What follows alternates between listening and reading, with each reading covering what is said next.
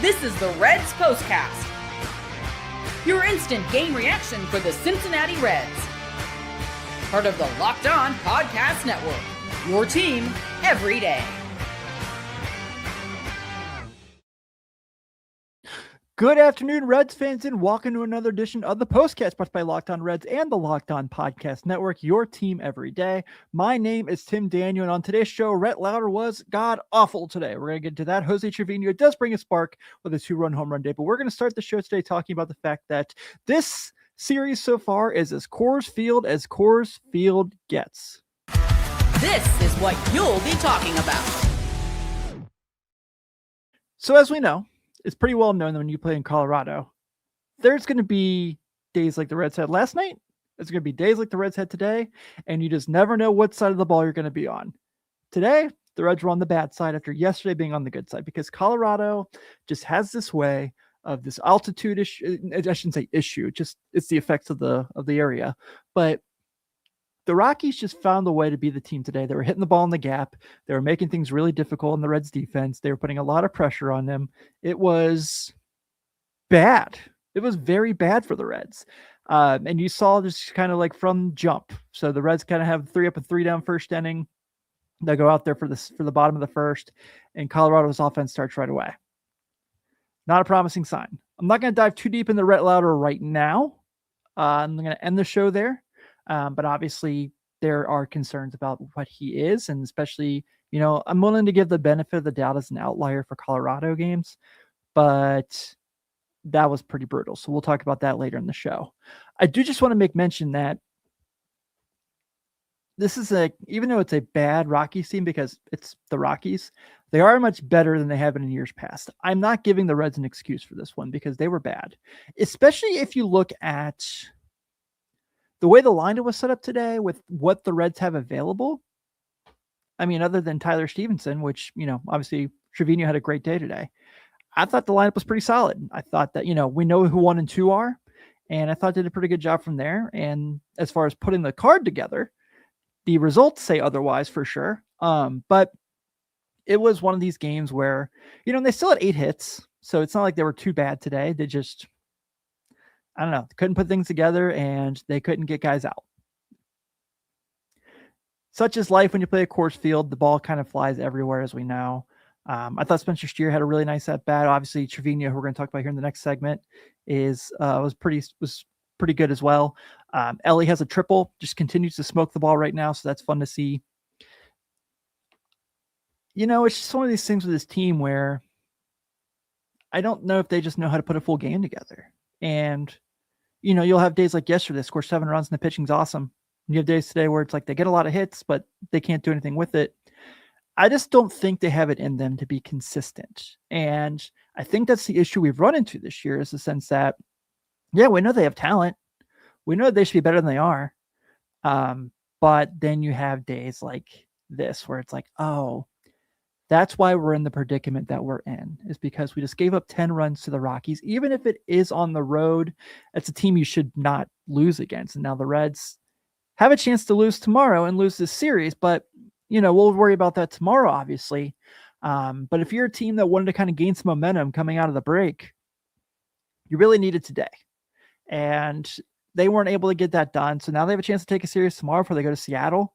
Another team who's kind of on the edge of not playing very well either, and just got Julio Rodriguez back, but we'll see how things shake out. But today was not very good today to be a Reds fan, and it's very disappointing. And I see some comments here.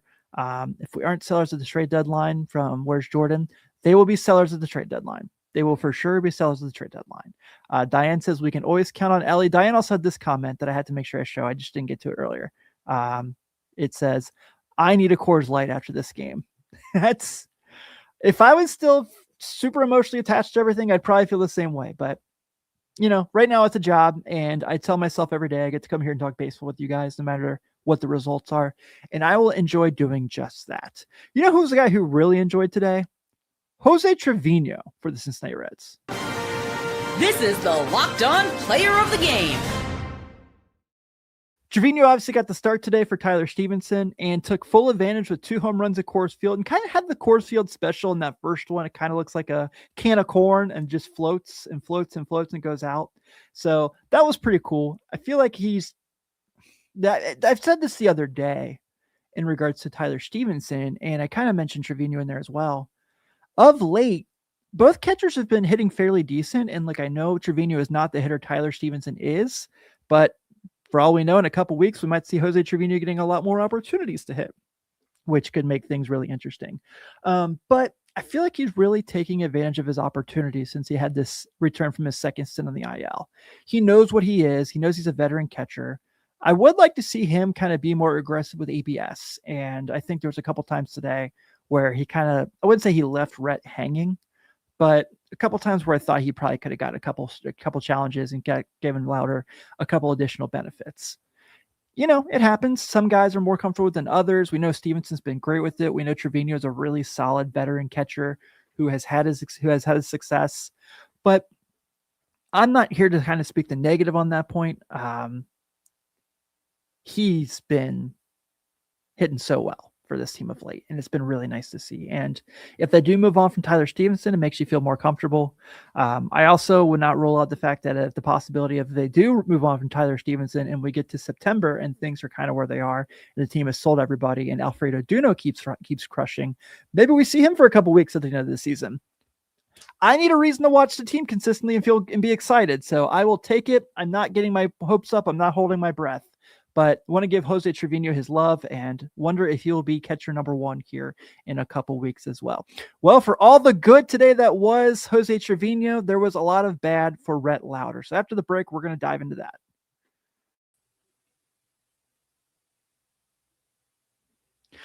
Before we get into today's show, it's time for the Everyday Icon presented by Stance. As the official sock partner of Major League Baseball, Stance knows greatness isn't built in a single moment. It's earned over time through consistency, preparation, and showing up every day. That's why each week we're recognizing one player whose performance embodies that same quality.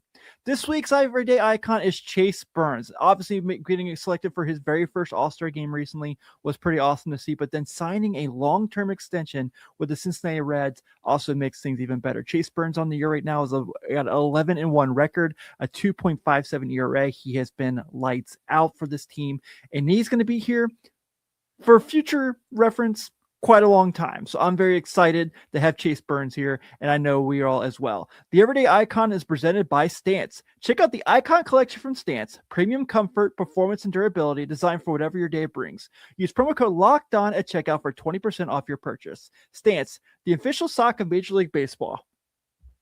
I am quite the Stance collector, as you can see here.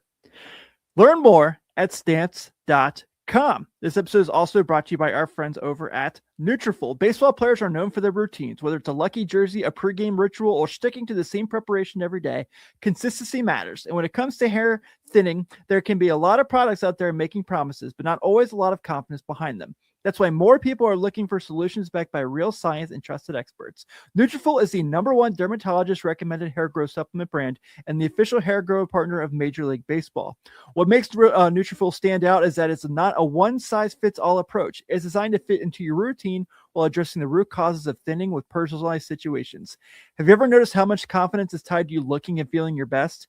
One thing I've learned is that the little things you do every day tend to add up. Whether it's exercise, getting enough sleep, or taking care of yourself, having a routine that makes you feel confident can make a big difference. I like that Nutrafol acknowledges that everyone's situation is different. Having formulas designed for different stages and needs makes a lot more sense than expecting the same product to work exactly for everyone. When I'm deciding whether to try something new, I want to know that there's real research and expertise behind it. Knowing Nutrafol is a physician-formulated, clinically tested, and NSF certified for sport definitely helps keep that confidence. Find out why Nutrafol is the only hair growth supplement brand trusted by Major League Baseball. For a limited time, Nutrafol is offering our listeners $10 off your first month subscription and free shipping when you visit Nutrafol.com and enter the promo code LOCKEDONMLB. And lastly, we are brought to you by Indeed. When workplace chaos hits and you need the right hire, Indeed Sponsored Jobs helps connect employers with candidates who match specific needs like this: certifications and location, so less time gets spent searching and more time gets spent finding the right fit. People are finding quality hires on Indeed right now. In the minute I've been talking to you, companies like yours have made 27 hires on Indeed, according to Indeed data worldwide. Usually the biggest difference isn't doing more work. It's having somebody who knows exactly what needs to happen and helps everything run smoother. One great addition can have a ripple effect on everyone around them. When you find someone who brings the right skills, attitude, and experience, it makes the entire group better. That's why finding qualified candidates matters so much, and why tools like Indeed Sponsored Jobs can help make that process easier. Whether it's deadlines piling up, too much on one person's plate, or trying to scale something quickly, the right person can completely change how a team operates, and that's why getting in front of qualified candidates matters. Spend less time searching and more time actually interviewing candidates to check all your boxes. Less stress, less time, more results. When you need the right hire to cut through the chaos, this is a job for Indeed Sponsored Jobs.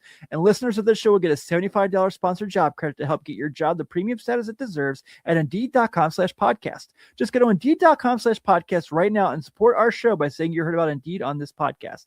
Indeed.com/podcast. Terms and conditions do apply. Need to hire? This is a job for Indeed Sponsored Jobs.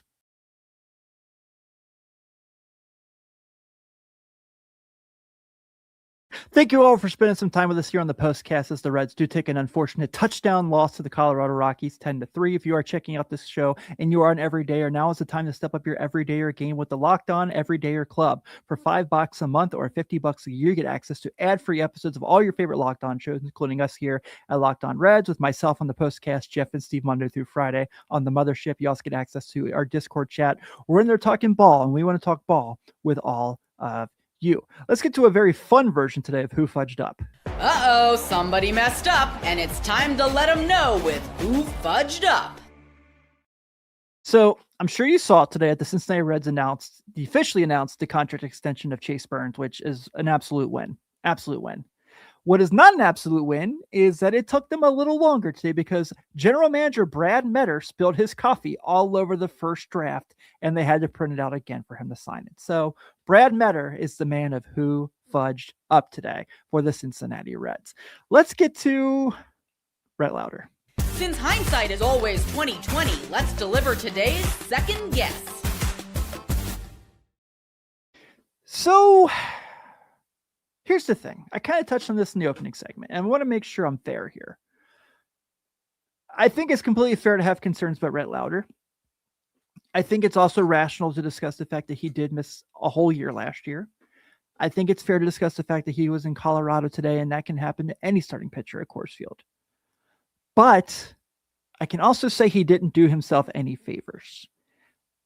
Rhett Lowder's a guy who has been inconsistent with an out pitch. He's a guy who has also shown you stuff where you're like, man, that guy looks like he could be a really good back end starter for a really good ball team one day. I think he's somewhere in the middle. I think he's like that happy medium somewhere that we need to find, but I'm still pretty high on his talent. But today was the first day in a while that I went, I don't know. And, he's had multiple games this year where he hasn't gotten out of the third inning. That's not promising. He only had 2 strikeouts today. He gave up 8 hits. He kind of had that, I know I've used this term a couple times this year, that death of 1,000 cuts loss where he gives up 8 runs on 11 hits, but no tanks. You don't love that. For him, though, I feel like he just kind of needs to, I don't know if AAA is the answer because, Lodolo's out, and I think he did all right in his bullpen stint, so maybe he does that for the rest of the year. I want to give him a chance to be a starter again next year. But, you also have Chase Petty, who you had to send down when Hunter came back. So maybe that's worth a shot as well to see if he can start again. I think Chase Petty is kind of going to be a starter for the future. But today just wasn't a good Rhett Lowder day. And I'm certain he's not going to continue to have days like this. I'm willing to give him the benefit. Like I said, if we were willing to give Matt McClain another year to get better and he just did not, I'm willing to give Rhett Lowder the year to see if he can come back strong after having a full year. We'll see how it plays out. But I just want to make sure that we are as fair as we possibly can be with him today. Because yes, it's completely fair to be discouraged and have questions about who he is. But I think it's also fair to acknowledge that things are not in his favor, especially the injuries and where he pitched today. So I think either route you want to take, I don't think you're wrong. Bullpen wise today, I don't know where this team found Julian Garcia and why it took, but he's just continued to pitch really well. Went 2 1/3 today with just two hits and 2 strikeouts, no earned runs given up. He's got a whip now down to 0.92, and he has 13 strikeouts in 13 innings. I have no say if this is just like they don't have film on him and they're going to figure him out one day. Maybe they are, but regardless, what he's doing when he takes the hill is pretty promising. Caleb Ferguson today wasn't necessarily great, but he's been struggling of late as well. He's got a 5.11 ERA in his last 15 games. So he goes out today, throws an inning, gives up 2 earned runs. Obviously, gives up a home run. The only home run the Rockies hit today, oddly enough, in a 7-run win. So he does that as well. Sam Maul goes out there. It's kind of spotty. Does get a strikeout. Does have 2 walks, but works around it.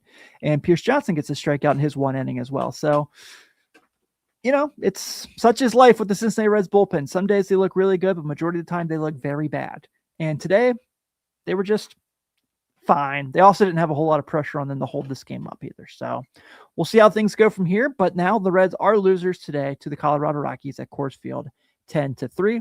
The Rockies have 10 runs on 14 hits, 0 errors. The Reds have 3 runs on 9 hits, 0 errors. Your winning pitcher today is Tomoyuki Shigano. He is now 9-4 with a 4.76 ERA. He was really impressive, by the way. I didn't even mention that.